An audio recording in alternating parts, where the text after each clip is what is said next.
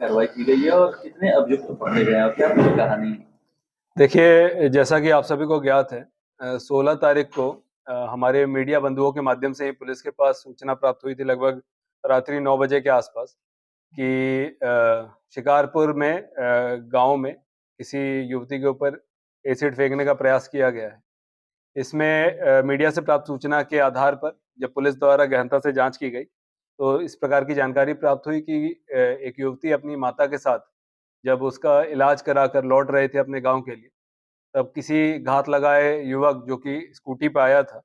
उसने उसके ऊपर तेज़ाब फेंकने का इस प्रकार से प्रयास किया है और वो इलाज हेतु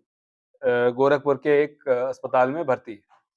परिजनों से प्राप्त तहरीर और परिजनों से और गाँव वालों से प्राप्त सूचना के अनुसार पुलिस की कई सारी टीमें अपर पुलिस अधीक्षक तथा सीओ सदर के नेतृत्व में इसमें लगाई गई थी।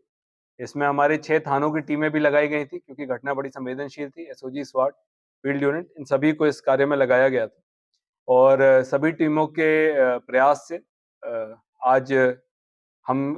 इसका अनावरण कर रहे हैं। इसमें 2 अभियुक्तों के संलिप्तता की बात निकल कर आई है अभी तक की जाँच में, जिसका हमें काफ़ी इलेक्ट्रॉनिक और अन्य साक्ष्य हमें प्राप्त हुए हैं, जिसमें इनके सीसीटीवी फुटेज और इनके द्वारा घटना में प्रयोग किए जाने वाले हेलमेट, एक्टिवा गाड़ी और जैकेट और साथ में जो एसिड की बोतलें हैं और जो दस्ताने जिनका प्रयोग किया गया था, वो सारा कुछ बरामद किया गया है। और इनसे पूछताछ में फिर बाकी बातें ये निकल कर आई हैं कि इसमें जो मुख्य अभियुक्त अनिल कुमार वर्मा है, वह चाहता था कि युवती जो है उसके सिर्फ़ उससे बात करे और उसकी शादी कहीं नहीं हो और उसे प्रभावित करने के लिए उसने अपने ही दुकान पर कार्य करने वाले रामचरण को 15,000 रुपए में इस चीज़ के लिए तैयार किया था कि वो युवती के ऊपर एसिड फेंके। इस एसिड की व्यवस्था तथा ग्लव्स की व्यवस्था और पैसे देने का कार्य इसके द्वारा किया गया था और मौके पर भी इसके द्वारा युवती तथा उसकी माता को पहुँचाया गया था, जिसके पूरे साक्ष्य हमें मिले हैं और युवती और उनकी माता जब अपने घर की तरफ बढ़ रही थी, तब रामचरण को इसने इंडिकेशन दे दिया था, जिसके आधार पर रामचरण ने इस पूरे कृत्य को किया था और रामचरण फिर मौके से भाग निकला था। इनकी जब तलाश की गई तो पुलिस मुठभेड़ में इन दोनों अभियुक्तों को गिरफ्तार किया गया है। इसमें रामचरण जो हैं वो पुलिस की गोली से घायल हुए हैं और दूसरे अभियुक्त भी घायल अवस्था में पकड़े गए हैं। इनको उपचार कराने के पश्चात आज इनका रिमांड लेने की कार्रवाई की जा रही है। इस पूरे कार्रवाई में जो हमारी पुलिस की टीमें लगी थी, उनके द्वारा एक बड़ा सफल और बड़ा साइंटिफिक एविडेंस कलेक्ट करते हुए इस पूरे अनावरण को किया गया है,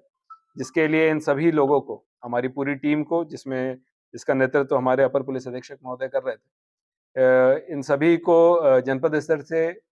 प्रशस्ति पत्र प्रदान किया जा रहा है तथा इस टीम में लगे हमारे एसओजी की टीम और तथा थाने की टीम, इनको 20,000 रुपए के नगद पुरस्कार से भी सम्मानित किया जा रहा है। सर, आरोपी के पास से एसिड कहाँ से आया था? अभी तक की प्राथमिक पूछताछ में जो बातें निकल कर आई हैं कि बैटरी में भरने वाला एसिड जो है, वो आरोपी द्वारा अपने जो सहायक जो इसमें राम बच्चन है उसको उपलब्ध कराया गया था।